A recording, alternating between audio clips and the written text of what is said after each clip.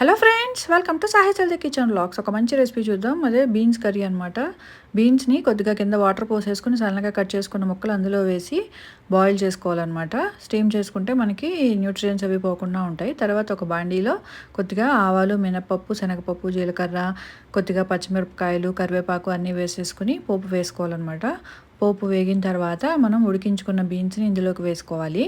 చాలా హెల్తీ కదా బీన్స్. రెగ్యులర్గా తీసుకుంటూ ఉంటే మనకి మంచి ఫైబర్ అది చాలా బాగుంటుంది. అలాగే కొద్దిగా ఉప్పు, కారం వేసేసుకొని మిక్స్ చేసుకోవాలన్నమాట. తర్వాత ఇందులోకి కొద్దిగా పచ్చి కొబ్బరి వేసుకోవాలి. పచ్చి కొబ్బరి చాలా టేస్ట్ వస్తుంది బీన్స్ కర్రీలోకి.